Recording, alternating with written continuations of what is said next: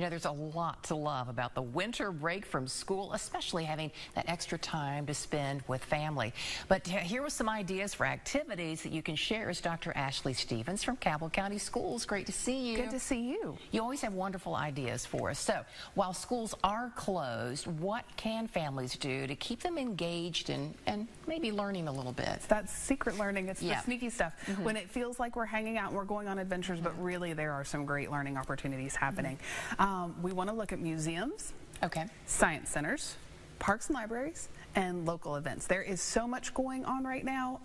It is more difficult to fit it in than to find the things. So we just want to make sure everybody knows kind of where to look and what might be some great opportunities to do those things that you always want to do but don't have time for. Right. We have this time set aside, and so there are great chances for us to use it with our kids. Exactly, and it's, you know, you don't want to hear them say they're bored, so these are things to keep them, you know, active. But why is it so important to keep them engaged? You hit on one of those. Sometimes it's for crowd control. That whiny, I'm bored stuff, that's cute for about 15 minutes. Right. So sometimes selfishly it's because we need to be doing stuff to make sure that we are not driving each other, you know, absolutely bonkers, cooped up in the house. But the real benefit is that they're learning all the time. So whether we feed them great things to learn or they're finding them on their own, they're going to be absorbing information. So this is families' opportunity to kind of steer the direction of what that's going to be and also be a part of the learning process.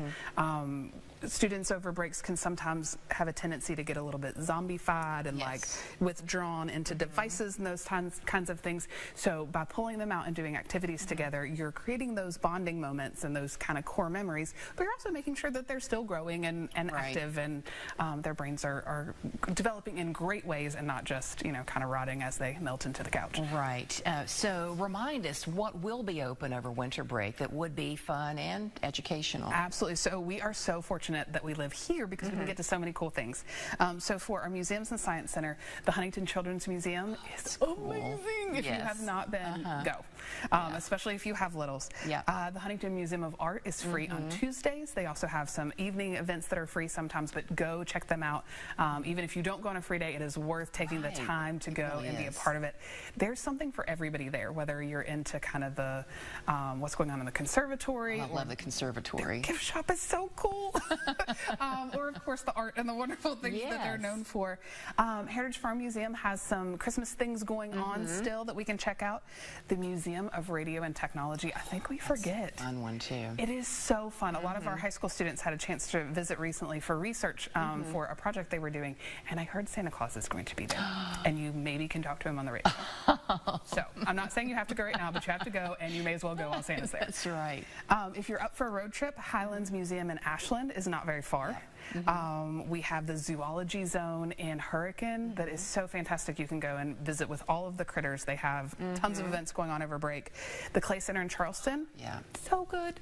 And if you really want like a trip, go to COSI. We are right there, and we have lots of opportunities. You can make a day trip or a weekend or a couple of days.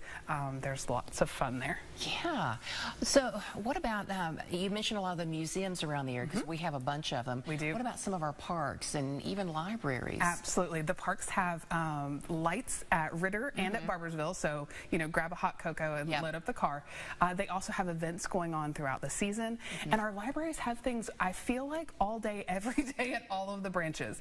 There are so many cool opportunities, and if you check out their Connections magazine, you can see all of the different things at each branch. So the one that's closest to you, you can go check out theirs, or if there's an event you like and it's not your most local library, it's not very far. Go to that one, so you can library hop for some of the great events that they have going on. That is a wonderful idea. Any other resources that you think that we should keep handy during winter break? Absolutely, and I think you should bookmark this one and use it all the time, not just winter break. But the Cabell Visitors Bureau keeps an event calendar, and so I know that it is super cool to say there's nothing to do around here, but it's wrong. I'm sorry, it's just wrong. There is so much cool stuff to do here, and I feel like the CVB has that information all the time. So go check them out. They have different things that you can do based on the calendar, based on your interest, and they have a ton right now because there's so many cool things going. But I just think you should kind of have them and check in every month or two, or if somebody's coming to visit and you want to show them around town, that is your place. Or to fill your own calendar if you're looking for things to do. I know. I mean, it really is. And everything that you mentioned, for the most part, is free. Absolutely. There are too many opportunities that are free and readily available for us to sit at home and get on each other's nerves. Exactly. Get out and play. That's right. Okay, Dr. Stevens, thanks so much for all these great ideas. Thanks for joining us. Absolutely. Thank you for having me. Yeah.